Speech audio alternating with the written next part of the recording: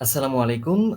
সবাইকে শুভ সন্ধ্যা। বাংলাদেশ এবং দেশের বাইরেও যারা শুনছেন, সবাইকেই স্বাগত জানাচ্ছি আমাদের Bangladeshi uh uh youth alliance Malaysia, BIAM. So বিয়ামের উদ্যোগে আমাদের ১ম লাইভ ওয়েবিনার। সো আমি কিছুটা সময় নিয়ে নেব শুরুতে। আমরা একদম অফি আ আ অফিসিয়ালি শুরু করার আগে। যাতে করে হচ্ছে যেহেতু আমরা আ একটু সময় নিব যাতে করে হচ্ছে আমরা নিজেরা একটু শেয়ার করতে পারি। সো কয়েকজন যুক্ত হলেই হচ্ছে আমরা অতিথিদেরকে স্টেজে নিয়ে আসবো। সো আমি দেখতে পাচ্ছি ইতোমধ্যেই জয়েন হয়েছেন। বাকি অতিথিরাও যারা ব্যাকস্টেজে আছেন আমি আপনাদেরকে রিকোয়েস্ট করব আমি লিঙ্কটি পাঠিয়ে দিচ্ছি। আমাদের পেজের যেখান থেকে লাইভটি হচ্ছে যাতে করে হচ্ছে আপনারা লিঙ্কটিও শেয়ার করে দিতে পারেন।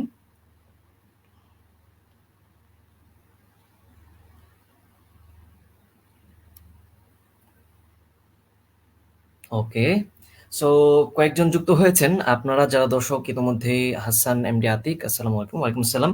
সো আমাদেরকে কেউ একজন ক্লিয়ার করবেন যে দর্শকরা আসলে আমার ভয়েসটা শুনতে পাচ্ছেন কিনা? আপনারা ক্লিয়ার করলে তারপর হচ্ছে আমরা অফিসিয়ালি আমাদের যে অতিথিরা আজকে রয়েছেন তাদেরকে নিয়ে আমরা আলোচনাটি শুরু করব আরকি। জি, আলহামদুলিল্লাহ হাসান এমডি আতিক ভাই আমরা ভালো আছি। আশা করছি আপনিও ভালো আছেন এবং আপনি আমাদেরকে শুনছেন। একটু একটু ক্লিয়ার করবেন যে আমাদের আ ভয়েসটা শোনা যাচ্ছে কিনা?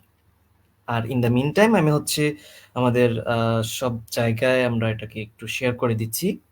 যাতে অনেক বেশি মানুষ একসাথে যুক্ত হতে পারে। Alright, sound is very clear. Thank you, fantastic. তো আমরা একটু সময় নিচ্ছি। আমরা একটু লাইভটাকে সবাই নিজেদের সোশ্যাল আইডি গুলোতে শেয়ার করে দিচ্ছি যাতে করে অনেক মানুষ একসাথে আমাদের এই লাইভটিতে যুক্ত হতে পারে।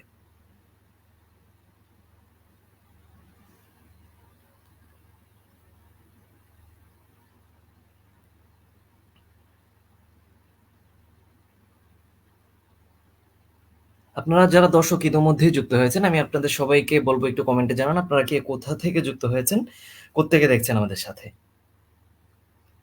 আর এই সময়টাতে আমি একটু সময় চেয়ে নিচ্ছি। আমরা আমাদের নিজেদের সোশ্যাল মিডিয়া গুলোতে সবাই নিজেদের মতো করে একটু লাইভটি শেয়ার করে দিচ্ছি যাতে করে হচ্ছে আমাদের আরো অসংখ্য মানুষ আমাদের এই লাইভ ওয়েবিনারটিতে যুক্ত হতে পারে।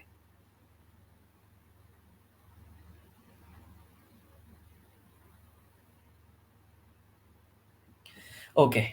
সো ইতিমধ্যেই অনেকেই আমাদের সাথে যুক্ত হয়ে গিয়েছেন। আ অনেকেই সালাম জানাচ্ছেন। শাহরিয়ার মুন্না, আসসালামু আলাইকুম। ওয়ালাইকুম আসসালাম ভাইয়া। সো টুডে আমরা আজকে যে জিনিসটা করতে যাচ্ছি সেটা হচ্ছে আপনারা ইতিমধ্যেই গতকালকে আমরা অ্যানাউন্স করেছিলাম বাংলাদেশি ইউথ অ্যালায়েন্স মালয়েশিয়ার পক্ষ থেকে আমাদের হচ্ছে একটি আ লাইভ ওয়েবিনার আজকের পূর্ব ঘোষিত এবং সেটার শিরোনাম আমরা দিয়েছি এডুকেশন পাথওয়ে আফটার এসএসসি। অর্থাৎ এসএসসির পর আমরা আমাদের আ আ পরবর্তী শিক্ষার জন্য আমরা কি করতে পারি তার দিক নির্দেশনামূলক আজকের এই ওয়েবিনারটি এবং আমাদের সাথে আজকে স্পেশাল কিছু গেস্ট যুক্ত হয়েছেন। কয়েকজন গেস্ট যুক্ত হয়েছেন। আমাদের পূর্ব ঘোষিত মডারেটরের আ বা কিছু বাধ্যবাধকতা থাকার কারণে উনি আজকে যুক্ত হতে পারছেন না। সো পুরো মডারেশন এর দায়িত্বটা আমি নিচ্ছি। সো আমরা একে সমস্ত অতিথিদেরকে ওয়েলকাম জানাবো স্টেজে আপনাদের সাথে। আমরা বা চেষ্টা করব অতিথিদেরকে বা আ খুব আ লিমিটেড টাইমেই আপনাদেরকে তার বক্তব্যগুলো শোনানোর জন্য। সো আমরা শুরু করি। ১ম এ শুরু করছি আ এমডি রফিকুল ইসলাম যিনি আমাদের অতিথি ছিলেন। গতকাল আপনারা পোস্টারে দেখেছেন। সো রফিকুল ইসলাম ভাই আপনি আপনার ক্যামেরা অন করতে পারেন। মাইক্রোফোনও অন করতে পারেন। সো রফিকুল ইসলাম ভাইয়ের পরিচয় হচ্ছে ওয়েলকাম রফিকুল ইসলাম ভাই। আসসালামু আলাইকুম সবাইকে। সালাম। ভালো আছেন আশা করছি। সো আলহামদুলিল্লাহ ভাই। রফিকুল ইসলাম ভাই হচ্ছেন সফটওয়্যার ইঞ্জিনিয়ারিং এ পড়াশোনা করছেন, কারেন্ট স্টুডেন্ট। তিনি হচ্ছেন আমাদের আ আ বিয়াম এর যেই সিটি ইউনিভার্সিটি চ্যাপ্টার কমিটির একজন তিনিই হচ্ছেন প্রেসিডেন্ট চ্যাপ্টার কমিটির। সো এই দায়িত্বেই রয়েছেন। তাছাড়াও অনেকগুলা সোশ্যাল এক্টিভিটিস উনার রয়েছেন। তো সক্রিয় ভাই। রফিকুল ইসলাম ভাই হচ্ছেন সফটওয়্যার ইঞ্জিনিয়ারিং এ পড়াশোনা আচ্ছা। করছেন, কারেন্ট হ্যাঁ, ওকে। সো আমরা রফিকুল ইসলাম ভাইয়ের কাছেই ১ম এ যাচ্ছি। একে আমাদের সমস্ত অতিথিরাই আসবেন। কিন্তু যেহেতু সবারই টাইম শিডিউল সবাইকে একসাথে এনে আসলে আমি সবার আ আ টাইমটাতে ইন্টারাপ্ট করতে চাচ্ছি না। সো আমি রফিকুল ইসলাম ভাইয়ের কাছে জানতে চাবো যে আমরা যে শিরোনামটি আজকে দিয়েছি বা যে বিষয়টিকে আমরা কথা বলতে চাচ্ছি সেটি ছিল যে education pathway after SSC. So আজকে সদ্য বাংলাদেশের রেজাল্ট ঘোষণা হয়েছে। সো আমরা আসলে আপনি যেহেতু কারেন্ট স্টুডেন্ট বা স্টাডি করছেন এবং বিগত ব্যাকগ্রাউন্ডেও আপনি বা একটা আমি যতটুকু জেনেছি যে আপনি একটা কলেজেও লেকচারার হিসেবেও ছিলেন খণ্ডকালীন। সো আপনি স্টুডেন্ট প্রোগ্রেস নিয়ে সবসময় কাজ করে যাচ্ছেন, এখনো আছেন, বিএম এর সাথে যুক্ত আছেন। সো আপনার দিক থেকে আসলে বাংলাদেশের শিক্ষার্থীরা তারা আসলে এসএসসির পর কি করতে পারে বলে মনে করেন বা তাদের কি করা উচিত? ধন্যবাদ ভাইয়া আপনাকে। সো আসসালামু আলাইকুম সবাইকে। প্রথমত ভাইয়া, যে যদি আমরা বলতে চাই তাহলে প্রথম এসএসসির পরে যে চিন্তাটা আছে সেটা হচ্ছে কলেজ চয়েসের বিষয় নিয়ে। তো আমাদের পরবর্তী যারা আছে তেনারা কথাগুলো বলবে, তেনারা জ্ঞানী মানুষ আরো পরবর্তীতে যেনারা আছে বা আপনারা আছেন। তো আমি যে বিষয়টা নিয়ে কথা বলতে যাচ্ছি আজকে সেটা হচ্ছে কলেজ চয়েসের যে বিষয়টা ভাইয়া। তো প্রথমত ভাইয়া, যদি আমরা কলেজ চয়েসের বিষয়টা চিন্তা করি তাহলে সবার মাথায় একটাই চিন্তা আসবে যে ভালো কলেজ কোনটা। তাহলে অ্যাকচুয়ালি যদি আমরা বলি যে ভালো কলেজ বলতে আমরা কি বুঝি, যে Notre Dame college, Holy Cross, Saint Joseph, একটা চিন্তা আসে মাথা থেকে যে না এগুলাই ভালো কলেজ। তো ভাই আমি বলবো যে ভালো কলেজ বলতে অ্যাকচুয়ালি হচ্ছে যে যে কলেজটা মনে করেন যে একটা কলেজ আছে যে ওই কলেজটাতে কিছু কোয়ালিটি সম্পন্ন স্টুডেন্ট সেখানে পরীক্ষা দিয়ে চান্স পাইলো, আবার আরেকটা জায়গা আছে যেখানে সব ধরনের স্টুডেন্ট গড়ে উঠতেছে। তো এখন যদি আমি বলি যে ভালো কলেজ অ্যাকচুয়ালি কোনটা, তাহলে আমার মতে ভালো কলেজ হচ্ছে এটা। অন্যান্য মতবাদ থাকতে পারে। তো এই যে ভালো কলেজের চয়েসের বিষয়টা, এটা এটা ইনশিওর করে যে মানুষ বলে যে ভালো কলেজে যদি আমি পড়তে পারি তাহলে আমার পরবর্তী পদক্ষেপ গুলো ভালো হবে। তো আমি মনে করি যে নিজের পার্সোনাল অভিজ্ঞতা থেকে যে যদি 90% আমাদের নিজের যে হার্ডওয়ার্ক, নিজের সবকিছু মিলাই যদি চেষ্টা করা যায় তাহলে এইটা 90%, আর 10% কাজ করে আমাদের হচ্ছে কলেজ যে বিষয়টা। তো মানুষের এই যে চিন্তাধারা হচ্ছে যে আমি ভালো কলেজে পড়লেই ভালো কিছু করব, এমন কিন্তু না। তো প্রথমত যে জিনিসটা আমরা দেখবো সেটা হচ্ছে ফিনল্যান্ড আর ভাইয়া হচ্ছে আপনার অস্ট্রেলিয়ায় যে কলেজগুলো আছে, এই কলেজগুলা যে বিষয়টাকে প্রমোট করে সেটা হচ্ছে যে বাড়ির পাশের যে কলেজটা, অ্যাকচুয়ালি যে ওই এরিয়ার মধ্যে যে কলেজটা, তারা এই কোয়ালিটিটা এনশিওর করে যে সব কলেজগুলো যেগুলো আছে এই কলেজগুলা একটা লেভেলের কলেজ। যেমন ফিনল্যান্ড আর অস্ট্রেলিয়ার মধ্যে এটা দেখা যাচ্ছে আর কি, বা এটা গবেষণা আসছে। তো বাংলাদেশে কিন্তু ভাই এটা পসিবল না। তবে বাংলাদেশে এখন যেটা পসিবল সেটা হচ্ছে এডুটেক নিয়ে কিন্তু অনেক কাজ হচ্ছে বাংলাদেশে।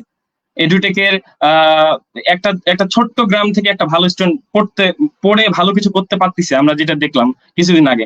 তো আমি বলবো যে প্রথম যে মেন্টালিটিটা নেওয়া দরকার যে বাসার পাশে যে কলেজটা, সেই কলেজটাকে চুজ করা। এবং এই কলেজটা দেখতে হবে যে তার কোয়ালিটি কেমন। এটা কোথা থেকে আমি জানতে পারবো? আমার যে পূর্ববর্তী এই কলেজ থেকে যারা বের হয়েছে বা যারা এই কলেজে পড়েছে। তারপরে যে বিষয়টা আমরা দেখবো সেটা হচ্ছে যে ভাইয়া দূরে যখন আমি থাকবো তখন যে মানে যে সে ওই পরিবেশের সাথে খাপ খাওয়ায় নেওয়া বা খাওয়া দাওয়া বা ম্যাসেজ যে বিষয়গুলো, এগুলা মিলে ভাইয়া অনেক সময় লাগে যায়, বা আমি আমার কমফোর্ট জোনটা পাই না, ওই রকম লেভেলের কমফোর্ট জোনটা পাই না যেটা আমি বাসা থেকে করবো।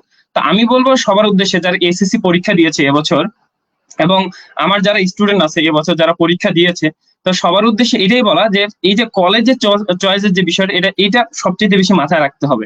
আর আরেকটা বিষয় ভাইয়া যেটা হচ্ছে কলেজ চয়েসের ক্ষেত্রে আমরা অর্থনৈতিক যে বিষয়টা দেখি। মনে করেন আমার খাওয়ার সাধ্য হচ্ছে 10 টাকা, এখন আমি যদি 20 টাকার লোকটার সাথে তাল মিলাইতে যাই, কিন্তু আমি এখানে তাল মিলাইতে পারবো না, যে বিষয়টা আসবে। তারপরে যেটা আমি লিখে রাখছি সেটা হচ্ছে সরকারি বেসরকারি যে কলেজটা, এটা হচ্ছে ভাইয়া মেইন পয়েন্ট যদি বলা যায় যে সরকারি বেসরকারি। তো বাংলাদেশে যেটা হয় ভাইয়া, যখন আমি আমার চিরিবন্দর গভর্নমেন্ট কলেজে ছিলাম, তো সেখানে আমি যেটা দেখছি, তো প্রথম কিছুদিন ভাইয়া ক্লাস খুব ভালো হচ্ছিল, মানে এটা অধিকাংশ সরকারি কলেজের ক্ষেত্রে। তারপরে আস্তে আস্তে যাওয়ার পর স্টুডেন্ট আর আসে না, স্যার জোর করে স্টুডেন্টকে ডাক দেয় যে আসো ক্লাস হচ্ছে, এরকম স্টুডেন্ট আর আসে না, বা ওইভাবে ক্লাসগুলো হচ্ছিল না। তো যখন আমরা ইন্টারমিডিয়েটে পড়ি তখন হচ্ছে আমাদের যে জিনিসটা হয়ে থাকে সেটা হচ্ছে যে আমরা তখন একটু ম্যাচিউর হয়ে যাই, বা একটু সামান্য ম্যাচিউর হয়ে যায়, এবং আমাদের চিন্তা আমরা সিদ্ধান্ত নিতে পারি। তখন আমরা ফ্রিডম একটা পাই যে না আমার জন্য এটা ভালো, আমি এটা করলে এটা হবে। তো এজন্য আমি বলবো যে আমি এখানে সাপোর্ট করবো যে বেসরকারির মধ্যে কি একটা ধরাবাঁধা নিয়ম থাকে। কারণ আমি বেসরকারি একটা কলেজে পড়াচ্ছিলাম, তো বলতেছিল ভাইয়া আমরা কি আপনার কাছে প্রাইভেট পড়তে পারি না? তাই আমি বললাম যে এটা তো তোমাদের রুলস এর বাইরে চলে যাচ্ছে, এটা কখনোই সম্ভব না, তারা এক্সট্রা সময় চায়। তো এই ক্ষেত্রে আমি বলবো যে সরকারি বেসরকারি কলেজের ক্ষেত্রে চুজ করার ক্ষেত্রে সরকারি কলেজটাকে চুজ করা আমার মতে বেটার, অন্যান্য মতবাদ থাকতে পারে। আচ্ছা, আরেকটা ভাইয়া যেটা হচ্ছে নটর ডেম হলি ক্রস বা এই কলেজে আমাদের এলাকার দিনাজপুরের বলেন বা অন্যান্য যে অঞ্চলের শিক্ষার্থীরা থাকে তাদের সবার একটা স্বপ্ন হচ্ছে Notre Dame college, Holy Cross আর সেন্ট জোসেফ, যে এখানে আমরা পরীক্ষা দিবই।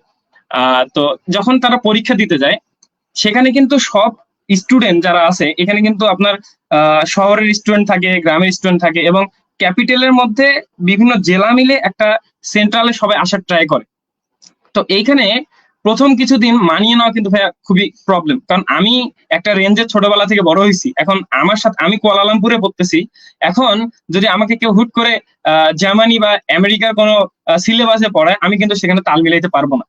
তা আমার অবস্থান থেকে আমাকে সবকিছু করতে হবে, যে জন্য আমি বলবো যে যদি পসিবল হয়, হ্যাঁ নটরডেমে পড়তে বলতেছি না এমন না, যদি পসিবল হয় নটরডেমে পড়ার ট্রাই করেন, চেষ্টা করেন। আর যদি পসিবল না হয় নিজ অবস্থান থেকে নিজ এলাকায় যে কলেজটা ভালো হয় সেই কলেজটা চুজ করে, যেহেতু বাসার পাশে থাকবেন, এবং অনলাইনে অনেকেই পড়ায় ভাইয়া, অনলাইনে অনেক প্ল্যাটফর্ম আছে যারা ভালো সার্ভিস দিয়ে যাচ্ছে। এখন ভাইয়া ইন্টারনেটের বদৌলতে যেখান থেকেই হোক তারা চেষ্টা করলে কিন্তু সবকিছু করতে পারবে। কিছুদিন আগে শুনলাম ভাইয়া একজন চা বানাচ্ছিল, হুট করে A+ পাইছে, মেডিকেলে চান্স পেয়েছে ভাই। তো এটা এটা কিসের বদলতে? অবশ্যই ইন্টারনেটের বদলতে। তা আমি এখানে মনে করি যে অ্যাকচুয়ালি কলেজ নির্বাচনের ক্ষেত্রে যেটা কমফোর্ট জোন, যেটা আমাদের জন্য কমফোর্টেবল হয় সেটা নিয়ে কথা, সেটা নিয়ে চিন্তা করার জন্য। আর একটা বিষয় ভাইয়া, যারা আজকে আজকে তো সবাই সফলতার ক্রেডিট নিচ্ছে, তা আমি একটু ব্যর্থতার ক্রেডিট নিয়ে বলি ভাই। গত বছরে আমার 2000+ স্টুডেন্ট পরীক্ষা দিছিল। এবছরে মোটামুটি আমি ডিসেম্বরে বাংলাদেশে যাই 800-900 স্টুডেন্টের মতো পড়িয়েছি ভাইয়া। তো এই 800-900 স্টুডেন্টের মধ্যে আহ এবছর খুব খারাপ লাগছে যে বিষয়টা, আমি একটা স্টুডেন্টের প্রতি খুব এক্সপেক্ট করছিলাম যে না সে একটা ভালো রেজাল্ট করবে, তো কোনো কারণে ভাইয়া মিস হয়ে গেছে। তো সে আমাকে বলতেছে ভাইয়া আমি কি A+ পাই না, তাই বলে কি আমি মানুষ না? তো এই কথাটা খুব খারাপ লাগছে যে আসলে এই যে মানুষের যে চিন্তাধারা, আমাদের যে বাবা মার চিন্তাধারা যে A+ পাইলেই সবকিছু হয়ে যাবে, আসলে এটা কিন্তু ভাই একটা ভুল ধারণা। যদি আমরা জরিপ দেখি 2019 সালে যে একটা পরিসংখ্যান, সেখানে এসএসসি তে 4.50, ইন্টারমিডিয়েটে 4.90 এক ভাইয়া পেয়েছিলেন, নাম হচ্ছে রুবেল, ঢাকা ইউনিভার্সিটির নৃতত্ব বিজ্ঞানে পড়তেছে এখন। তো ভাইয়া এই যে আরো যদি বলি যে রাফি ভাইয়া নামে এক ভাইয়া ছিল, এসএসসি তে 4.31, ইন্টারমিডিয়েটে 4.71, সমাজ কল্যাণে পড়ে ঢাকা বিশ্ববিদ্যালয়। আর এক আপুর কথা বলি, মাহেরা আপু, উনি হচ্ছে 4.88, ইন্টারমিডিয়েটে A+, আইনে পড়ে ঢাকা ইউনিভার্সিটিতে। তো ভাই A+ যে মানুষের জীবন নির্ধারণ করবে এমন কিন্তু না, কিন্তু আমাদের A+ পাইতেও হবে, কারণ সমাজের চোখেও তো দেখাইতে হবে যে আমি যে দাবি করে আমি মেধাবী, তাহলে এই জায়গা থেকে আমাদের এই জিনিসটা A+টা পাওয়া দরকার। তো আমি সবার উদ্দেশ্যে এইটাই বলবো যে আসলে যারা A+ পাও নাই বা যারা A+ পান নাই, তা এইটা নিয়ে এমন কিছু হয়ে যায়নি যে জীবন শেষ হয়ে গেছে। হ্যাঁ, অনেকে ভাই এমনও বলছে ভাইয়া আর বাঁচতে ইচ্ছে করতেছে না ভাইয়া, মরে যেতে ইচ্ছে করে। তা আমি বলবো যে এইখানে শুধুমাত্র একটা A+ তোমার জীবন নির্ধারণ করতে পারে না, পরবর্তী পদক্ষেপটা নির্ধারণ করবে যে তুমি কি করবা। কারণ আমরা যদি বলি যে প্রত্যেকটা সফলতার পর সফলতার গল্প আসতেই পারে, আবার প্রত্যেকটা সফলতার পর ব্যর্থতার গল্প যে আসবে না এমন কোনো কথা তো নাই। ফের আবার প্রত্যেকটা ব্যর্থতার পর সফলতার গল্প আসতে পারে। ঠিক আছে, তো এটা এটা হচ্ছে পরবর্তী তুমি ডিসিশনটা কিভাবে নিচ্ছ সেটার উপর ডিপেন্ড করে। সবার উদ্দেশ্যে বলতেছি, তোমরা যারা এই আহ, আমাকে মেসেজ করতেছো বা আজকে অনেক মেসেজ দেখা হইলো, স্টোরি দিচ্ছ স্যাড এই ওই, তা আমি সবার উদ্দেশ্যে বলতে যাচ্ছি যে প্রত্যেকটা সফলতার পর কিন্তু সফলতার গল্প নাও আসতে পারে। ফের আবার প্রত্যেকটা ব্যর্থতার পর ব্যর্থতা সফলতার গল্প যে আসবে না এমনও বিষয়টা না। তো সবাইকে এই কথাগুলো জানি না কতটা যৌক্তিক হলো বলা, বা কথাগুলো আমি এনডিসি নিয়ে অনেক কথাই বললাম, কিন্তু আমার পার্সোনাল ওপিনিয়ন হচ্ছে যে কেউ যদি চায় যে না সে তার অবস্থান থেকে, ভাই এখন কেউ চাচ্ছে যে সে এনডিসি তে পড়বে, আমি বলবো তোমার বাবা মা বা কাউকে নিয়ে তুমি হচ্ছে ঢাকার মধ্যে থাকো একটা বাসা ভাড়া নিয়ে কমফোর্ট জোনে, তখন তুমি এনডিসি তে পড়ো, এখানে আমার কোনো আপত্তি নেই। কারণ সেখানে এনডিসি তে পড়বে, সে ভাইয়া বাসা এসে রান্না করবে। আপনি তো জানেন আমরা আমরা এই যে জব থেকে আসি, পড়াশোনা করি, ফির আবার রান্না বান্না করি, ফির আবার অনেক সময় ক্লিনিং এরও ব্যাপার থাকে। তো এই জিনিসগুলোর জন্য আমি বলতে চাচ্ছি যে যদি পসিবল হয় যে না আমার আমার পক্ষে সম্ভব হচ্ছে না সেখানে যাওয়া। আর অর্থনৈতিক যে ব্যাপারটা ভাইয়া, এটা খুবই একটা মোস্ট ইম্পর্টেন্ট একটা ব্যাপার। সেটা হচ্ছে আমি আমি দিনাজপুর বোর্ডের একটু কথা বলে শেষ করব। দিনাজপুর বোর্ডে এসএসসি 2021-এর একটা রেজাল্ট, সেটা হচ্ছে পাশের হাল ছিল ভাইয়া 94.8%, এবং যেটা 2019-এ ছিল 82.87%। তো তো এই সময় ভাই এ প্লাস পাইছিল 18,340 জন, সরি 1,43,340 জন, এটা পুরো বাংলাদেশে পাইছিল। তো দিনাজপুর বোর্ডে সেখানে ছিল 16,441 জন। এটা ছিল ভাইয়া হচ্ছে এসএসসি। এইচএসসি তে আবার ওই স্টুডেন্ট গুলাই 2023 সালে মানে দিনাজপুর বোর্ডে 4,944 জন এ প্লাস পায়। তার মানে দিনাজপুর বোর্ডেই এসএসসি তে এ প্লাস পাইছে 16,441 জন। এই স্টুডেন্টটাই আবার ইন্টারমিডিয়েট 2023 সালে যারা এক্সাম দিছে সেখানে হয়ে গেছে 4,944 জন। কোথায় 16,000, কোথায় 4,000, এই যে রেঞ্জটা কতটা কমে গেছে। আবার এখানে যদি আমরা ভার্সিটির কথা বলি যে ভার্সিটিতে কতগুলা হয়েছে, তাহলে ভাইয়া দিনাজপুর সরকারি কলেজে কোটা বাদে যতদূর আমি শুনতে মানে যতদূর মানে অ্যাকচুয়ালি এটা যে একবারে মানে ওই পর্যায়ে মানে একবারে যে টোটাল ওই সংখ্যাটাই হবে এমন না। আমি জাস্ট শুনেছি বা আমি জাস্ট যেটা ডাটা পেয়েছি সেটার অভিজ্ঞতা সেটার আলোকে বলতেছি।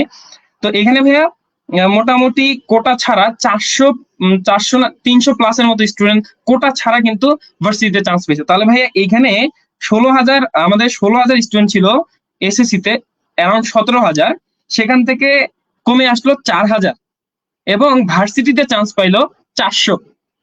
তাহলে এই যে সিকুয়েন্সটা, এটা যদি কেউ মনে করে যে আমার এসএসসি শেষ হয়ে গেছে, এসএসসি তে আমি এ প্লাস পাইনি বলে আমার লাইফ শেষ হয়ে গেছে, তাহলে ভাইয়া এই মানুষগুলো তো বাঁচতো না। এখন এখানে যদি আমরা গবেষণা করতে যাই যে এই 400-র মধ্যে এ প্লাস কয়টা পাইছে, তাহলে দেখা যাবে যে অনেক কম সংখ্যক স্টুডেন্ট এখানে এ প্লাস পাইছে।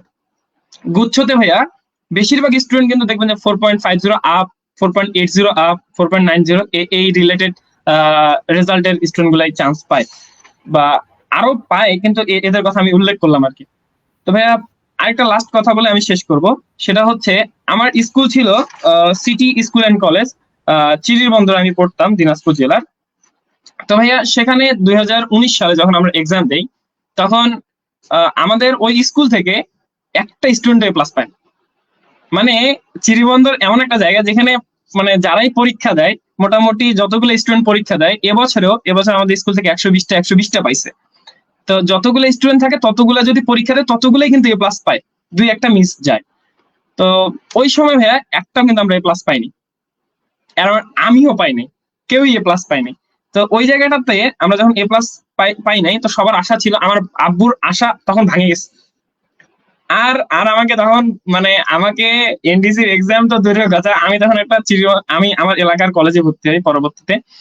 তো ওই জায়গা থেকে ভাইয়া একজনে যে এ প্লাস পাইলাম না, তো সেখান থেকে আমরা ইন্টারমিডিয়েট পরীক্ষা দিলাম এবং পরবর্তীতে আরেকটা স্কুল থেকে 5 জন এ প্লাস পাইছিল। তো ওই 5 জনের একজনও কিন্তু ইউনিভার্সিটিতে পড়ে না। কিন্তু আমাদের স্কুলে যে একটা স্টুডেন্ট এ প্লাস পায় না, তার মধ্যে আমি 5 জনের নাম বলতে পারবো, 5-6 জনের নাম বলতে পারবো যারা ঢাকা বিশ্ববিদ্যালয়ে পড়ে, পাবনা বিজ্ঞান প্রযুক্তিতে পড়ে, হাজী দানেশে পড়ে, আপনার হচ্ছে বেগম রোকেয়ায় পড়ে, ঢাকা বিশ্ববিদ্যালয় বুয়েট এই জায়গাগুলোতে আছে, দু একটা স্টুডেন্ট আছে। তো এই জায়গাটা থেকে আমরা কি বুঝলাম যে আমাদের আসলে কি এ প্লাসটাই সব, এ প্লাসটা কিন্তু আসলে সব না। আর কলেজ চয়েসের বিষয়টা হচ্ছে নিজের উপর, এটা যারা যেভাবে নিচ্ছে। কিন্তু আমি বলবো যে 90% হচ্ছে ইওর এফোর্টস অ্যান্ড 10% কলেজের যে বিষয়গুলো থাকে। তো সব অভিভাবক উদ্দেশ্যে এটাই বলা যে আপনারা, আমি বুঝতে পারছি যে অনেকের রেজাল্ট খারাপ হয়েছে, অনেকের আসে নাই এ প্লাস, তারা চেষ্টা করেছে। তো এই সময় অভিভাবকের উচিত যে তাদেরকে সাপোর্ট করা। এখন যদি আপনি তাদেরকে বলেন যে তুই পাইস নাই, তোর দ্বারা কিছু হবে না, তুই এটা করছিস, তখন কিন্তু ভাইয়া দেখবেন যে একটা কিছু হুট করে একটা সিদ্ধান্ত নিতেই পারে, সেটা আনম্যাচিউর, সে জানে না বিষয়গুলা। তো এই বলে আমি আমার বক্তব্য শেষ করতেছি। ধন্যবাদ সবাইকে। আসসালামু আলাইকুম। ওয়ালাইকুম আসসালাম রফিকুল ভাই, ধন্যবাদ, চমৎকার কথা বলেছেন। আপনি থাকবেন ব্যাক স্টেজে, আমরা পরবর্তীতে আপনাকে আবার নিয়ে আসবো।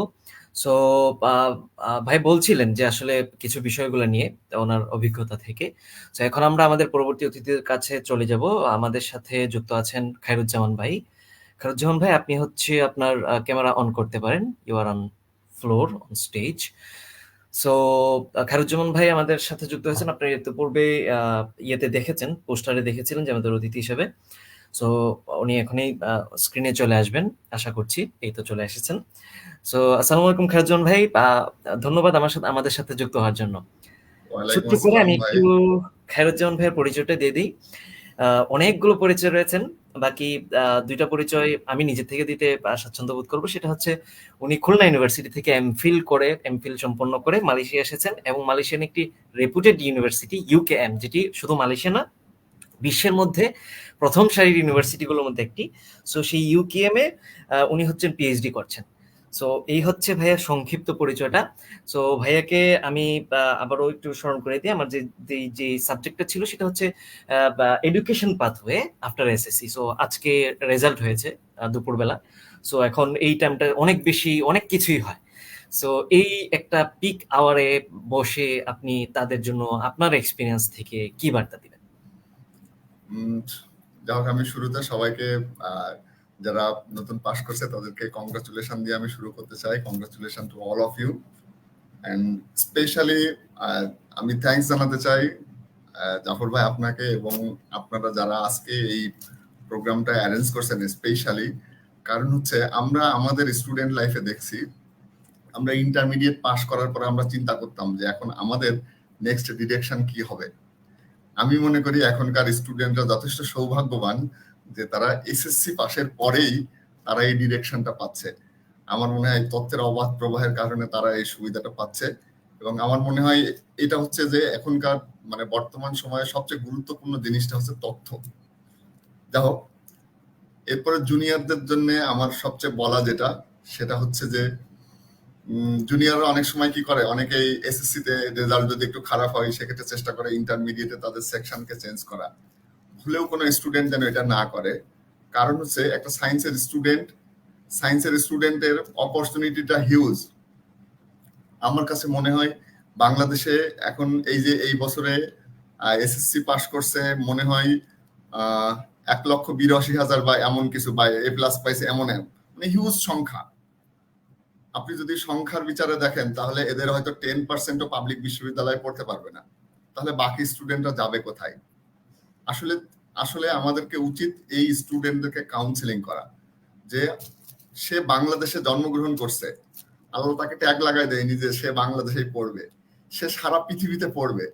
সে এসএসসি পাস করছে, তার মানে সারা পৃথিবীতে পড়ার সে একটা টিকিট পেয়েছে। সে ইন্টার পাস করবে, সে সারা পৃথিবীতে পড়তে পারবে।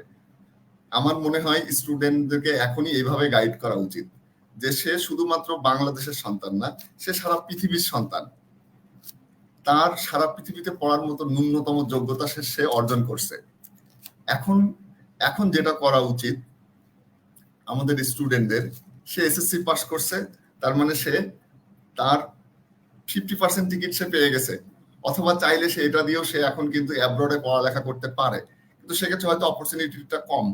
কিন্তু সে যখন ইন্টারমিডিয়েট পাস করবে তার অপরচুনিটিটা কিন্তু আরো অনেক বাড়বে। এমআইটি হোক, ক্যামব্রিজ হোক, হার্ভার্ড হোক, সবই সম্ভব। আমাদের দেশ বাংলাদেশে, মানে এখানে বাইবন্ড স্টার জন্মায়। আর আমার কাছে মনে হয় আপনাদের কাউন্সেলিং এ আরো কিছু স্টার তৈরি হবে যারা ভবিষ্যতে ওয়ার্ল্ড লিড করবে। এখন স্টুডেন্টদের কাছে আমার আর্নেস্ট রিকোয়েস্ট, কারণ হচ্ছে যে আমরা আমাদের সময় থেকে যেটা দেখছি, ইন্টারমিডিয়েটে তাদের সময়টা খুবই কম। এই সময়টাকে তারা খুব সুন্দরভাবে ব্যবহার করতে পারে, তাহলে তাদের জীবনটাকে পরবর্তী পদক্ষেপে নিতে পারে। এবং এদের মধ্যে কিছু স্টুডেন্ট আছে যারা রেজাল্ট খারাপ করছে, রেজাল্ট খারাপ হয়েছে এটা আসলে মানে আমার কাছে আমি আমার দেখা চোখে যেটা দেখছি আর কি, যে এসএসসি তে প্লাস পাইছে, ইন্টারমিডিয়েটে গিয়ে সে কিন্তু খারাপ করছে, কিন্তু এসএসসি তে দেখেছে সে 4.5 বা তার একটু বেশি পাইছে, ইন্টারমিডিয়েটে গিয়ে সে কিন্তু আরো ভালো করছে। যাই হোক, রেজাল্ট ম্যাটার না। আর প্রত্যেকটা জিনিসেরই বা প্রত্যেকটা স্টুডেন্টেরই এভাবে চিন্তা করা উচিত যে আমি যদি মানে একটা কোট করে বলতে চাই, তাহলে বন জভির একটা কোট ছিল যে তুমি তোমার স্বপ্ন আঁকো পেন্সিল দিয়ে। কারণ স্বপ্ন ফিক্সড না, সে সময় মতো তার স্বপ্নকে সে পরিবর্তন করে নিতে পারে। কালকে হয়তো, আজকে তার ইচ্ছা ছিল সে ডাক্তার হবে, কোনো সমস্যা নেই, ডক্টর হতে না পারলে সে ফার্মাসিস্ট হবে, কোনো সমস্যা নেই, ফার্মাসিস্ট না হলে সে কেমিস্ট হবে, কেমিস্ট হতে পারলো না সমস্যা নেই, সে বৈমানিক হবে। অপরচুনিটির কোনো শেষ নাই। আপনি আপনি জানেন কিনা আমি জানি না, বাংলাদেশের স্টুডেন্ট এখন হাঙ্গেরিতে গিয়ে অ্যারোস্পেস ইঞ্জিনিয়ারিং পড়তেছে। আপনি ওদের ওয়েবসাইটে গেলে দেখবেন যে ওয়েবসাইটে বাংলাদেশি স্টুডেন্টের সেখানে নাম দেওয়া আছে, হ্যাঁ, যেখানে মানে বাংলাদেশি একজন স্কলার সে অ্যারোনটিক স্পেসে পড়তেছে। যার জন্য এই খুব অল্প সময় স্টুডেন্টরা যেন এই অল্প সময়টা অনর্থক ব্যয় না করে। স্পেশালি আমাদের রফিক কিছু কথা বলছিল, যেটা হচ্ছে খুবই গুরুত্বপূর্ণ জিনিস। ও যেভাবেই বলুক, কথাটা খুবই গুরুত্বপূর্ণ জিনিস। স্পেশালি আমরা ইন্টারন্যাশনাল স্টুডেন্টরা সেটা ফেস করি। নতুন একটা এনভায়রনমেন্টে গিয়ে হেলথের সাথে বিশেষ করে কোপ আপ করাটা খুব ডিফিকাল্ট হয়ে যায়। এজন্য স্টুডেন্টদের উচিত যে যেখানেই আছে তার নিজস্ব প্লেসে থেকে, ফ্যামিলির সাথে থেকে, সময় কম নষ্ট করে যেন সে অন্তত তার বেসিক কাজের হেল্পটা যেন সে ফ্যামিলি থেকে পায়, এবং ফ্যামিলিতে যেন তাকে একটু গাইড করতে পারে। স্পেশালি ফ্যামিলির গাইডেন্সে থেকে যেন সে অন্তত ইন্টারমিডিয়েটটা খুব ভালো করে। তার কারণ ইন্টারমিডিয়েটের সিজিপিএটা খুব জরুরি। কারণ হচ্ছে যে একটা স্টুডেন্ট যখন স্পেশালি যখন ফরেনে অ্যাপ্লাই করে, অ্যাব্রোডে যখন অ্যাপ্লাই করে, স্টুডেন্টদের অনেক সময় দেখা যাচ্ছে ছবিওটা কিন্তু অ্যাব্রোডের ইউনিভার্সিটি গুলো চায় না। ইউনিভার্সিটি চাই তার সিজিপিএ কত, তার সার্টিফিকেটটা কথা বলে। এখন স্টুডেন্টদেরকে উচিত, বা স্টুডেন্টদের আমাদের তরফ থেকে স্টুডেন্টের পরামর্শ এমন, গাইডটা এমন, যেন তারা অন্তত অ্যাটলিস্ট সিজিপিএটা যেন তারা মিট করতে পারে। তারা যদি পৃথিবী সম্পর্কে এত কিছু নাও জানুক, কোনো সমস্যা নেই, অ্যাটলিস্ট তাদের এই নেক্সট লেভেল পর্যন্ত তারা যেন শুধুমাত্র তাদের সিজিপিএটা মেনটেন করে। ঠিক আছে, খায়রুজ্জামান ভাই অসংখ্য ধন্যবাদ। একদম অল্প সময়ে খুবই গুরুত্বপূর্ণ কিছু পয়েন্ট ধরে উনি কথা বলেছেন। আর বিশেষ করে পিএইচডিতে অধ্যয়নরত মানুষদের কথাগুলো আসলে এরকমই হয়। যাও, খুব ভালো লাগলো আপনি আমাদের সাথে যুক্ত ছিলেন। সো আমরা হয়তো পরবর্তীতে সময় যদি আসে আবার আপনাকে স্টেজে নিয়ে আসবো, আর যদি না আসে তাহলে এই কথাগুলোই হয়তো দর্শকদের জন্য থাকবে। সো আমি এখন যেহেতু আমি আজকে হোস্টের দায়িত্ব পালন করছি, সো আমার নিজের কিছু বক্তব্য ছিল। সো আমাদের সাথে আরো একজন গেস্ট রয়েছেন, আমি ওনাকে স্টেজে নিয়ে আসব, কিন্তু তার আগে আমি আমার নিজের কিছু কথাগুলো এই ফাঁকে আমি বলিনি। আপাতত আমি খায়রুজ্জামান ভাইকে ব্যাক স্টেজে নিয়ে যাচ্ছি, যদি আবার সুযোগ পাই আমি নিয়ে আসছি। এবং আপনার সমস্ত স্টুডেন্টকে আমি আবারও কংগ্রেচুলেশন জানিয়ে শেষ করছি। আসসালামু আলাইকুম। ধন্যবাদ। আসসালাম। আচ্ছা, আমাদের সাথে আরো একজন অতিথি রয়েছেন, আপনারা দেখেছেন। আমি ওনাকে একটু টেক্সট করে নিচ্ছি, উনি এখানে যুক্ত হয়ে যাবেন।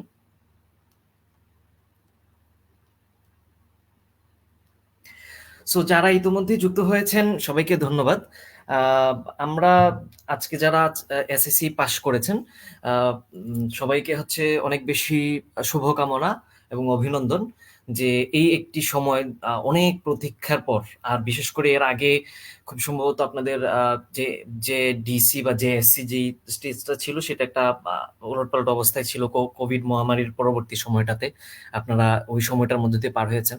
সো তারপরে এসে এই এক্সামটাই ছিল সবচেয়ে বেশি গুরুত্বপূর্ণ, এবং লাইফেও আসলে প্রথম কাউন্ট হয় এইটাই, এসএসসির সিজিপিএটা বা এসএসসি রেজাল্টটা। এর আগের যে সমস্ত ইয়েগুলো আছে ওগুলো আসলে কোথাও দেখা হয় না।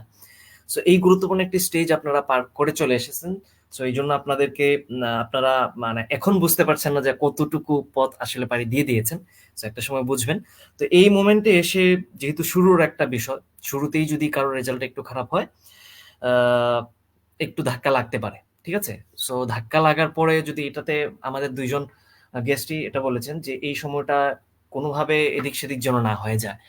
বিশেষ করে ফ্যামিলির যারা রয়েছেন, অনেক নিউজ আছে যে এই হয়ে গেছে সে হয়ে গেছে, আমরা চাই না সেটা।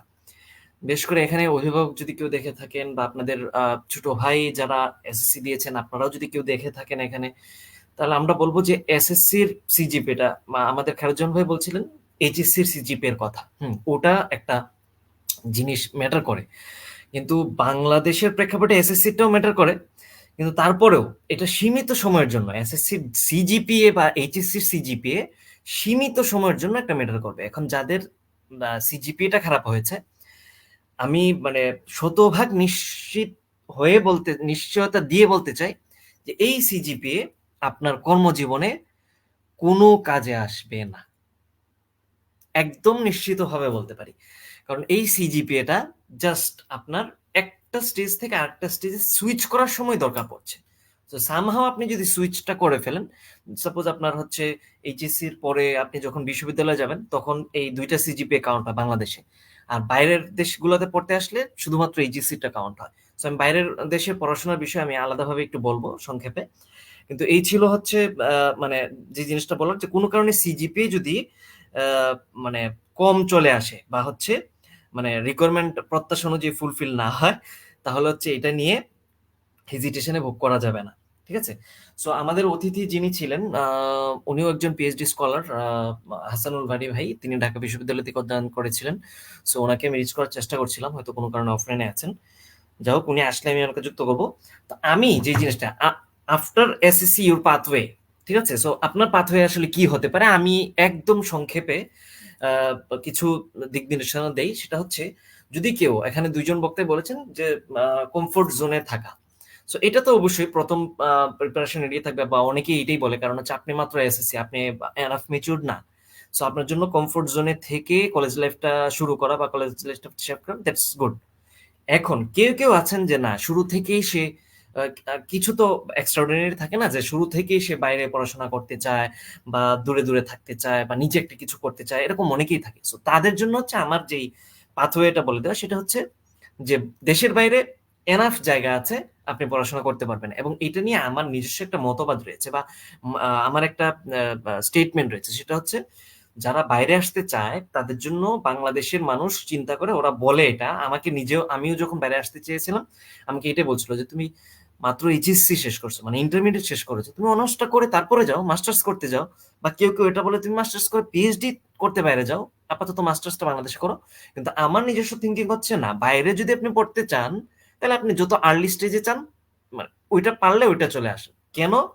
সেটার একটা রিজন হচ্ছে সবচেয়ে স্ট্রং, সেটা হচ্ছে যে আপনি বাইরে পড়াশোনা করে দেশে যাওয়ার চিন্তা যদি থাকে তাহলে এক ধরনের কথা, যে বেশিরভাগ মানুষের যেটা হয়, বাইরে থেকে বাইরেই সেটেল হয়ে দেশের পরোক্ষভাবে সেবা করা, এটা হয়। সো এরকম থিঙ্কিং যাদের, তাদের জন্য হচ্ছে লং টার্ম যদি আপনি বাইরে থাকেন, তাহলে আপনার কর্মক্ষেত্রে, বাইরে কর্মক্ষেত্র করার ক্ষেত্রে আপনাকে এটা বেনিফিটটা বেশি দিবে। আমি যখন এইচএসসি পরে মালয়েশিয়াতে এসেছি, আমরা অ্যাসাইনমেন্টে খুব ভালো নাম্বার করতে পারতাম না, কম্পেয়ার টু যারা অলরেডি মালয়েশিয়াতে পড়াশোনা করেছে তাদের সাথে কম্পেয়ার করলে। So, আমাদের বাংলাদেশেও একজন ছিল যিনি হচ্ছে এসএসসি এর পরেই মালয়েশিয়া চলে এসেছিল, এবং এসএসসি এর পরে যে পাথওয়ে থাকে, দুইটা পাথওয়ে থাকে, একটা হচ্ছে আইদার হচ্ছে ফাউন্ডেশন করা 1 বছর মেয়াদি, অথবা হচ্ছে 2.5 বছর মেয়াদি ডিপ্লোমা করা। সো উনি ফাউন্ডেশন করেছিলেন। সো তারা আসলে মালয়েশিয়ান এডুকেশনের সাথে যেভাবে ইউজ টু হয়ে যায়, বা তাদের এনভায়রনমেন্টের সাথে যতটুকু আমাদের চেয়ে অ্যাডভান্স লেভেলে থাকে, সেই অ্যাডভান্স লেভেলটা চাইলেও কিন্তু আমরা তাদের ক্রস করতে পারবো না। কারণ আমরা হয়তো একটা দুইটা বছর পরে খাপ খাইয়ে নিতে পারবো, কিন্তু ওই একটা দুইটা বছর পরে যেই ব্যক্তিটা আমার 1 বছর আগে চলে আসছে বা 2 বছর আগে চলে আসছে, তার কিন্তু আমার 2 বছরের সাথে সাথে তার 4 বছর হয়ে যায়। সো আমার সাথে কম্পেয়ার করলে সে মানে আরো বেশি এক্সপিরিয়েন্সড এই অ্যাব্রোড থেকে গেইন করতে পারে। সো এই একটা দিক বিবেচনায় যদি বাইরে স্টেবল হতে চান বা বাইরে কর্মক্ষেত্র করতে চান, তাহলে হচ্ছে আপনাকে দ্রুত বাইরে আসতে হবে, শুধুমাত্র বাইরের এক্সপিরিয়েন্সটা বেশি নেওয়ার জন্য। ঠিক আছে? সো এই দিকটা বিবেচনায় আপনারা আসতে পারেন। এখন এসএসসির পরে আসলে কি হয়, এটা নিয়ে একটা পত্রিকায় আমার একটা লেখা শীঘ্রই আসবে, হয়তো কাল বা পরশু ওরা লেখাটা নিয়েছেন। সো আমার যে কথাটা সেটা হচ্ছে, বাইরে কি করতে আসবেন এসএসসির পরে? বাইরে আসলে মালয়েশিয়াতে যদি আসেন, যেহেতু আমরা এখানে যেই আজকে যারাই রয়েছি সবাই মালয়েশিয়াতে, তো মালয়েশিয়াতে অনেক অপরচুনিটি রয়েছে। যেটা বলছিলাম যে দুইটা সুযোগ প্রথমত খুলবে আপনার জন্য, সেটা হচ্ছে আইদার আপনি 1 বছর মেয়াদে ফাউন্ডেশনের জন্য আসেন। ফাউন্ডেশনে আসলে লাভ লস কি? লস যেটা, সেটা হচ্ছে আপনার ফিনান্সিয়াল স্টেবিলিটি থাকবে। বাংলাদেশে যেটা আপনি কলেজ লাইফ শেষ করতে পারবেন মাত্র 2 লাখ টাকা, প্রাইভেট ইউনিভার্সিটিতে পড়তে গেলে 2 বছরে 2 লাখ বা তারও কিছু কম খরচ হয়, একটু রেপুটেড ইউনিভার্সিটি বা শহর এলাকায় পড়তে গেলে। এটা আমার এক্সপিরিয়েন্স থেকে আমি বলছি আর কি, বা এরকম আশপাশে হবে। সো এই টাকা আসলে হবে না, এই জন্য আপনাকে একটা বাজেট রাখতে হবে। সো এইটাই হচ্ছে আপনার লস। এখন এটাকে আপনি, আমি লস বলছি কিন্তু এটাকে আদার ওয়ে এটাকে বলা যায় যে এটা হচ্ছে আপনার বিনিয়োগ, ইনভেস্টমেন্ট। ঠিক আছে? আপনার নিজের উপর ইনভেস্টমেন্ট আপনার লাইফের জন্য। সো বিনিয়োগ হিসেবে যদি দেখেন তাহলে এটাকে লস বলতে পারবেন না। সো এটা এখন লাভটা তাইলে কি? লাভটা হচ্ছে যে আপনি যেটা বাংলাদেশে 2 বছরে এইচএসসি করে তারপরে ইউনিভার্সিটিতে যেতেন, 1 বছর আপনি ফাউন্ডেশন শেষ করে আপনি ইউনিভার্সিটিতে জয়েন করতে পারতেছেন, বিশ্বের যে কোনো ইউনিভার্সিটিতে। সো এটা একটা হিউজ অপরচুনিটি, আপনার লাইফ থেকে একটা বছর আপনি মানে হাতে ধরে গেইন করতে পারতেছেন। সো এটা একটা ভালো অপরচুনিটি। এইটা কয় টাকা দিয়ে আপনি কিনতে পারবেন? কখনোই সময়কে টাকা দিয়ে কেনা যায় না। সো এটা একটা ভালো অপরচুনিটি। আরেকটা পথ, এটা হচ্ছে লাভ এবং লস যদি আপনি ফাউন্ডেশন করতে আসেন। এখন ফাউন্ডেশন ছাড়া আপনি অন্য কি করতে আসবেন, এটা আরেকটা ইয়ে আছে, সেটা হচ্ছে কেউ ডিপ্লোমা করতে যদি চান, 2.5 বছর মেয়াদে ডিপ্লোমা করতে পারবেন। ডিপ্লোমার লাভ লসের কথা যদি বলি, যেহেতু ফিনান্সিয়াল অবস্থাটা আমি আগে বলে নিয়েছি, সো ফিনান্সিয়াল অবস্থাটা এখানে বলবো না, ফিনান্সিয়াল অবস্থাটাকে আপনি ইনভেস্টমেন্ট হিসেবে কনসিডার করতে পারেন। এখানে লস যেটা তাও লস না, লস বললেও একটা বলতে হয়, সেটা হচ্ছে যে এখানে আপনি 2.5 বছর পড়াশোনার পরে আপনি বিশ্ববিদ্যালয়ে যেতে পারবেন, যেটা বাংলাদেশে এইচএসসি করলে 2 বছর পরে আপনি যেতে পারবেন, কিন্তু এখানে আপনার 2.5 বছর পড়তে হবে, পড়াশোনা করার পরে আপনি ব্যাচেলর বা অনার্সে উঠতে পারবেন। সো এটা একটু সময় সাপেক্ষ ব্যাপার, কিন্তু এটার আবার আরেকটা বেনিফিট আছে, সেটা হচ্ছে যে আপনি যে এখানে 2.5 বছর মেয়াদি ডিপ্লোমা করবেন, আপনি কিন্তু ডিপ্লোমা শেষ করেই চাইলে ডিরেক্ট জবে ঢুকতে পারবেন বিশ্বের যে কোনো জায়গায়, কারণ বিশ্বের সব জায়গায় জব অপরচুনিটি ওপেন হয় হচ্ছে ডিপ্লোমা দিয়ে। কিছুদিন আগে আমার সোশ্যাল মিডিয়াতে যারা যুক্ত আছেন তারা দেখেছিলেন যে আমরা একটি জবের সার্কুলার দিয়েছিলাম আমাদের কোম্পানি থেকে, সেখানে আমরা লিখেছি যে মিনিমাম ডিপ্লোমা। সো কেউ যদি ডিপ্লোমা থেকেও আসে তাহলে আমরা তাদেরকে নিয়ে নিচ্ছি। সো সারা বিশ্বে আসলে এটাই হয়। সো এখন দেখেন, আপনি আইদার 1 বছর মেয়াদি ফাউন্ডেশনে আসেন, আপনি দ্রুত ইউনিভার্সিটিতে ঢুকে যেতে পারছেন এবং বাইরের একটা এক্সপিরিয়েন্স আপনি দীর্ঘ সময় ধরে গেইন করতে পারতেছেন বা এটার সাথে ইউজড হয়ে যেতে পারতেছেন। সো এই সুযোগটা নিবেন, নাকি হচ্ছে যে জোর করে যারা বাংলাদেশে থাকতে চাচ্ছেন যে না বাংলাদেশের থেকে এইচএসসি শেষ করে অনার্স শেষ করে মাস্টার শেষ করে তারপরে বাইরে আসবো, সো ওদের জন্য এই কথাটা বলছি। সো আপনারা এবার চিন্তা করেন, সেম যারা ডিপ্লোমা করতে আসবেন তাদের ক্ষেত্রে একই কথা। সো বাইরে যদি পড়তে আসতে চান, তাইলে আমার মনে হয় যারা চান বাইরে পড়তে আসতে, আমার মনে হয় একটু দ্রুত আপনারা মানে এসএসসির পরে এখন রেজাল্ট এসেছে, আপনারা এখন চলে আসতে পারেন। এখন কেউ কেউ হয়তো জিজ্ঞেস করুন যে ভাই খরচের বিষয়টা কি, খরচের বিষয়টা আসলে এক্স্যাক্টলি বলা সম্ভব হয় না, তারপরে যদি একটু ধারণা দিই, কারণ আপনাদের তো একটা বাজেটের বিষয় থাকতে হবে। বাইরে পড়াশোনা করতে আসতে গেলে আপনাকে পার ইয়ারে, এখনকার যে সিচুয়েশন, পার ইয়ারে আপনাকে মিনিমাম 3 লাখ টাকা, মানে শুধু এডুকেশন কস্টের জন্য মিনিমাম বাংলাদেশি টাকা 3 লাখ টাকা বাজেট রাখতে হবে। অনার্সে গেলে সেটা আরেকটু বাড়বে, মাস্টার্সে ওই রকম 3 লাখ 3.5 লাখ যাবে পার ইয়ার। ঠিক আছে, এটা শুধুমাত্র এডুকেশন কস্ট। তারপরে বাইরে থাকা খাওয়া থাকে, এগুলো বাংলাদেশের মতোই যায়, যেহেতু এশিয়ার একটি কান্ট্রি, খুব বেশি হয় না, ইভেন কোনো কোনো ক্ষেত্রে বাংলাদেশের চেয়ে কম টাকা এখানে হচ্ছে আপনার থাকা খাওয়াটা চলে যায়। আর পাশাপাশি আর্নিং সোর্স থাকে, কিন্তু আমি ব্যক্তিগতভাবে পড়াশোনার বাইরে আর্নিং সোর্সে খুব বেশি ফোকাস করাটা পছন্দ করি না। তারপরেও কেউ যদি মনে হয় যে না আমি দুইটাই মেনটেন করতে পারি, তাহলে ইউ আর ওয়েলকাম, আপনার জন্য আরো বেশি সুযোগ অপেক্ষা করবে। এটা হচ্ছে খরচের বিষয়টা বললাম। এখন আবেদন কখন করতে পারবেন? আপনাদের সদ্য আজকে মাত্র এসএসসি রেজাল্ট হয়েছে, সো আপনি 1 সপ্তাহের মধ্যে আপনার স্কুলে খোঁজ নেন, আপনার কিন্তু ট্রান্সক্রিপ্টটা ইতোমধ্যেই স্কুলে পাঠানো হয়ে যাবে 1 সপ্তাহের মধ্যেই, কিন্তু সার্টিফিকেটটা হবে না। তো আপনার সার্টিফিকেটটা লাগবে। সার্টিফিকেটের জন্য আপনি কি করতে পারবেন? আপনার স্কুল থেকে যিনি কম্পিউটার অপারেটর আছেন তাকে বলবেন যে আপনি আমাকে প্রফেশনাল সার্টিফিকেট জন্য অ্যাপ্লাই করে দেন। তো ওরা ওদের কম্পিউটারের মানে আইডি ইউজ করে আপনাকে বোর্ডে প্রফেশনাল সার্টিফিকেটের অ্যাপ্লাইটা করে দিবে। সেই অ্যাপ্লাই কপিটা নিয়ে আপনি বোর্ডে চলে যাবেন, দিনের দিন আপনি সার্টিফিকেট নিয়ে নিতে পারবেন। সো ট্রান্সক্রিপ্ট এবং সার্টিফিকেট প্লাস হচ্ছে আপনার পাসপোর্ট, এই 3টা জিনিস হয়ে গেলে আপনি প্রসেস করতে পারবেন, অ্যাডমিশন নিতে পারবেন মালয়েশিয়াতে। ভিসা প্রসেস হইতে সর্বোচ্চ 2 মাস লাগবে আসা সহ। সো 2 মাসের মধ্যে আপনি মালয়েশিয়াতে চলে আসতে পারবেন। এবং আমাদের যে টিম রয়েছে, আজকেই দেখলেন এখানে 2 জন অতিথি বক্তব্য রেখেছেন, খুবই হাই প্রোফাইলদারি। আমি ব্যক্তিগতভাবে 2 জনকেই বেশ ভালোভাবে ফলো করি, খুবই কাছের মানুষ ওনারা, এবং আপনারাও দেখেছেন আমাদের বিএম এর বিভিন্ন কর্মসূচিতে ওনারা থাকেন। সো এরকম ভাবে আমাদের এরকম অসংখ্য টিম মেম্বার রয়েছে, তাদেরও একজন আপনি হয়ে যেতে পারবেন। সো লাইফের মানে সাকসেসটা যদি বাইরে এসে গেইন করতে চান, you are welcome. Huge opportunity এখানে রয়েছে। আর আমাদের যে বাংলাদেশি ইউথ অ্যালায়েন্স মালয়েশিয়া, ইউথদের জন্যই মেইনলি, যদিও আমরা এখানে এডুকেশন প্রসেস বা এই ধরনের কোনো কিছুর হেল্প হয়তো আমরা করতে পারবো না, কিন্তু তারপর আপনাদেরকে আমরা গাইডলাইন দিতে পারবো আমাদের অভিজ্ঞতা থেকে। ঠিক আছে, আর পার্সোনালি আমাদের আলাদা প্রতিষ্ঠান রয়েছে, আমার ব্যক্তিগতভাবে রয়েছে, আরো অনেকেরই রয়েছে। ওটা হচ্ছে স্টুডেন্টদের প্রোগ্রেস নিয়ে কাজ করা বা হচ্ছে স্টুডেন্ট কাউন্সিলিং নিয়ে কাজ করা। সেগুলোতে আপনারা পার্সোনালি কথা বলতে পারেন। রফিকুল ভাইয়ের আছে, রফিকুল ভাইয়ের সাথে আলাদাভাবে কথা বলতে পারবেন। কোনো কারণে যদি খায়রুজ্জামান ভাইকে তার এক্সপিরিয়েন্স জানতে চান, তাহলেও আমাদের পেজে নক করবেন, আমরা ওনার কন্ট্যাক্ট ডিটেলস দিয়ে দিব। ব্যক্তিগতভাবে আমাকে যদি আপনারা অনেকেই যুক্ত আছেন, নক দেন, এনি টাইম আমি হচ্ছে আপনাদেরকে সহযোগিতা করব। ঠিক আছে, সো আমার আরেকজন অতিথি যিনি ছিল, ওনাকে আমি এখন রিচ করতে পারছি না। সো হয়তো বা আমরা খুব বেশি সময় আর পাবো না। সো এই মোমেন্টে আমি হচ্ছে জাস্ট একটু রফিকুল ভাইকে নিব, আমরা একটা অ্যানাউন্সমেন্ট দিতে চাচ্ছি। সো অ্যানাউন্সমেন্টটা শুনে আমরা কনক্লুশনের দিকে যাব। তার আগে আমি একটু, আচ্ছা রফিকুল ভাইকে আমি স্টেজে নিয়ে আসি। রফিকুল ভাই, আপনি হচ্ছে যদি আমাকে শুনে থাকেন, আপনি ক্যামেরা অন করতে পারেন। তার আগে আমি একটু কমেন্টটা পড়ে নিচ্ছি। অনেকেই যুক্ত হয়েছেন। হ্যাঁ, ধন্যবাদ। জি অনেকেই ভাই, যুক্ত শুনতে পাচ্ছি। Hasan MD Atik, love from Bangladesh, Jamalpur. Thank you ভাইয়া। অ্যান্ড কামরুল হাসান, তিনি লিখেছেন, ওকে বন্ধু, আমি দনিয়া কলেজের S3, কেমন আছো? প্রাণের ভাই।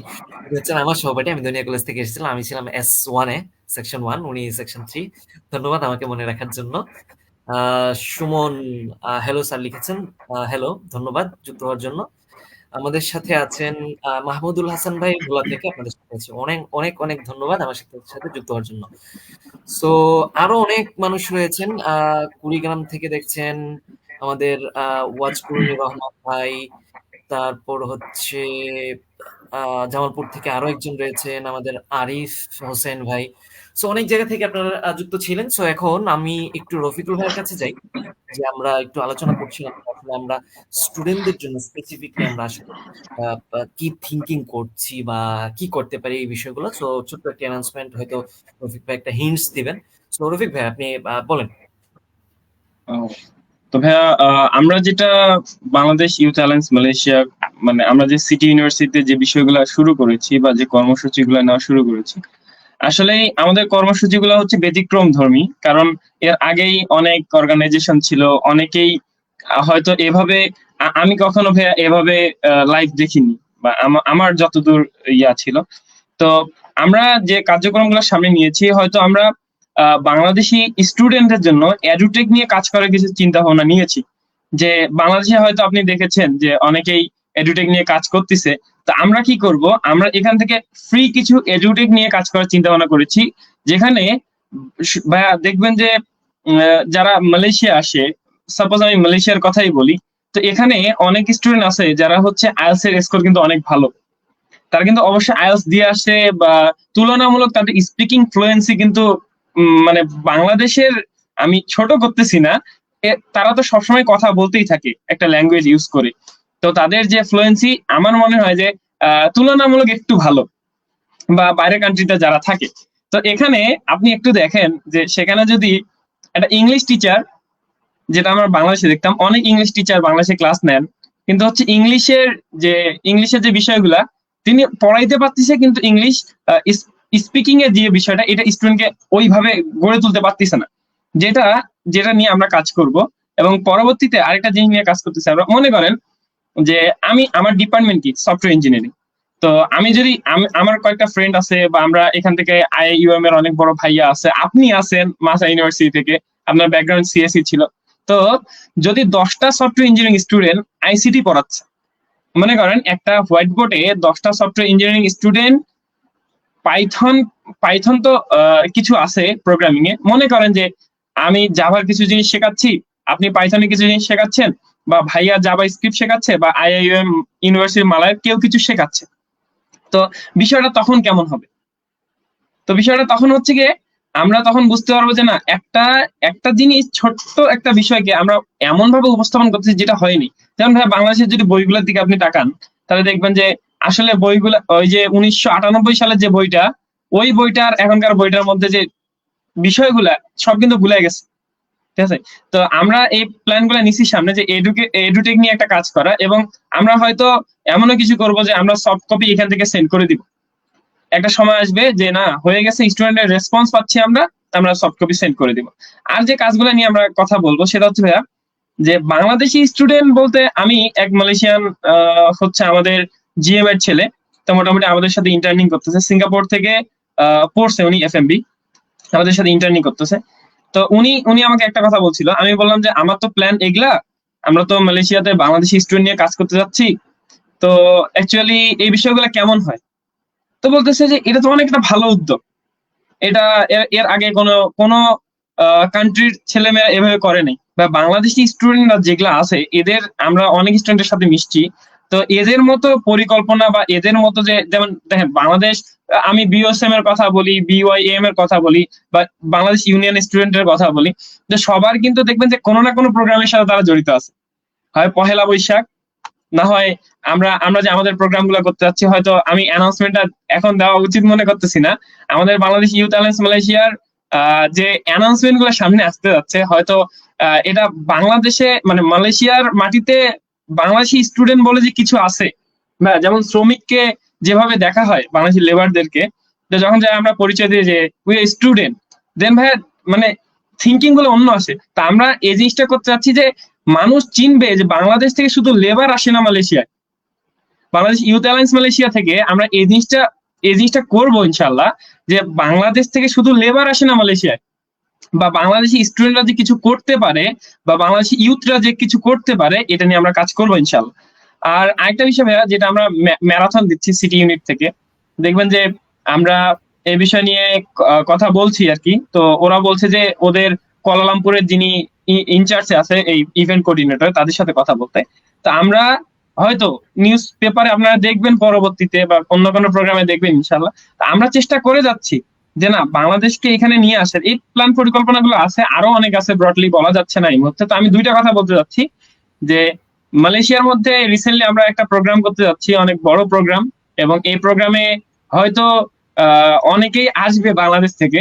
আমরা হিন্ট দিয়ে যাচ্ছি, অ্যানাউন্সমেন্ট ওইভাবে করতেছি না। আরেকটা জিনিস, সেটা হচ্ছে এডুটেক নিয়ে ভাই অলরেডি আমরা কাজ শুরু করে দিয়েছি আমার বাসায়। আমরা হোয়াইট বোর্ড টাঙানো শেষ, মোটামুটি কালকে থেকে আমরা কাজ শুরু করব পেজ ইউটিউবে আপাতত। তো এই দুইটা মোটামুটি আছে প্ল্যান। আর আমাদের যে অন্যান্য ইউনিট গুলো আছে, বা আমাদের অ্যালায়েন্স আছে, তো সব মিলে যে কাজগুলো পরবর্তীতে আমরা করবো, এগুলো হচ্ছে আমরা জানাই দিব ইনশাল্লাহ আমাদের গ্রুপের বা পেজের মাধ্যমে। থ্যাংক ইউ রফিকুল ইসলাম ভাই। আমরা বলছিলাম যে আমরা আসলে ইউথ অ্যালায়েন্স শুধুমাত্র বা দু একটা অনলাইন সেশনই ইয়েতে থাকবো এরকম না, আমরা আপনাদের প্রোগ্রেস নিয়ে, আমরা বাংলাদেশ ইউথ নিয়ে, ইউথদের প্রোগ্রেস নিয়ে আমরা কাজ করব। সো এইটাই আমাদের লক্ষ্য উদ্দেশ্য শুরু থেকে ছিল, আমরা এভাবে কাজ করে যাচ্ছি। আমি একদম শেষে চলে আসছি, আমি সমাপনীর দিকে যাব, কারণ 1 ঘন্টার প্রায় কাছাকাছি চলে এসেছে। আচ্ছা, আমি একটু কমেন্ট পড়ে নিই। একজন লিখেছেন আপনাকে হোয়াটসঅ্যাপ মেসেজ দিয়েছিলাম, রিপ্লাই পাইনি, এটা অনেকেরই অভিযোগ। এটা আমি একটু জবাব দিই ভাইয়া, আপনি মনে কিছু নেবেন না, এটা অনেকেরই থাকে, কারণ হচ্ছে আমরা সবাই এত বেশি ব্যস্ত থাকি যে রিপ্লাই গুলো স্কিপ হয়ে যায়। মেসেজ যদি এভাবে দিয়ে থাকেন, আপনার সমস্যার কথাটা লিখে থাকেন, তাহলে অবশ্যই সমাধানের কথাটা আমরা আমাদের সময় অনুযায়ী বলে দিব। শুধু যদি সালাম বা হাই হ্যালো বলেন, সেটার প্রত্যুত্তরে আমাদের আবার হাই হ্যালো সালাম দিয়ে কি বলতে চান সেগুলো বলার আসলে সময় হয় না, কারণ অসংখ্য মেসেজ এরকমই থাকে। সো আমরা জাস্ট হচ্ছে যখন দেখি যে না কোনো একটা স্পেসিফিক সমস্যা নিয়ে আপনি কথা বলছেন, তাহলে উত্তর দেওয়া হয়। আরেকটা বিষয় হচ্ছে আমাদের শনি এবং রবিবার 2টা দিন আমাদের ছুটি থাকে। সো এই 2টা দিন আমরা ফোনের রিপ্লাই গুলা দেওয়াটা আমাদের জন্য কঠিন হয়েছে, কারণ এই 2টা দিন আমাদের নিজেদের থাকে এত কর্মব্যস্ততার মধ্যে দিয়ে। সো এই 2টা দিন পার হইলে যদি আপনি আসলে সমস্যা বা স্পেসিফিক কোনো প্রবলেমের কথা লিখে থাকেন, আপনি হচ্ছে সোমবার থেকে শুক্রবারের মধ্যে অবশ্যই আপনি রিপ্লাই পেয়ে যাবেন। তো এরকম আরো যারা হচ্ছে মেসেজ আমাদেরকে দিয়ে থাকেন, রিপ্লাই পান না, তাদের ক্ষেত্রে একই কথা। বাংলাদেশ থেকে যারা যুক্ত ছিলেন সবাইকে ধন্যবাদ, এবং প্রবাস থেকেও যারা যুক্ত ছিলেন সবাইকে ধন্যবাদ, অসংখ্য ধন্যবাদ। আমাদের Bangladeshi youth alliance Malaysia BIAM এর সাথে যুক্ত থাকার জন্য অতিথিরা যারা যুক্ত ছিলেন তাদেরকে অসংখ্য ধন্যবাদ। আশা করছি আপনাদেরকে সাথে নিয়ে আমরা পরবর্তীতে আরো বিভিন্ন প্রোগ্রামে একসাথে অডিয়েন্সের সামনে আসবো, এবং অডিয়েন্স যারা ছিলেন তাদেরকেও আমরা আশা করছি আমাদের পরবর্তী প্রোগ্রামগুলোতে সাথে পাবো। আপনাদের সার্বিক সহযোগিতা, পরামর্শ, যে কোনো ধরনের যে কোনো ধরনের স্টেটমেন্ট আপনাদের থাকে আমাদের প্রতি, আপনারা আমাদেরকে জানাতে পারেন, কমেন্ট করতে পারেন, মেসেজ করতে পারেন আমাদের বাংলাদেশি ইউথ অ্যালায়েন্স মালয়েশিয়ার পেজে। সো ভালো থাকবেন, সুস্থ থাকবেন, দেখা হচ্ছে আপনাদের সাথে পরবর্তীতে ভিন্ন কোনো ইভেন্টে। সে পর্যন্ত সবাই আশা করছি ভালো থাকবেন। আজকের মতো এখানেই বিদায় নিচ্ছি। আসসালামু আলাইকুম ওয়া রাহমাতুল্লাহি ওয়া বারাকাতুহু।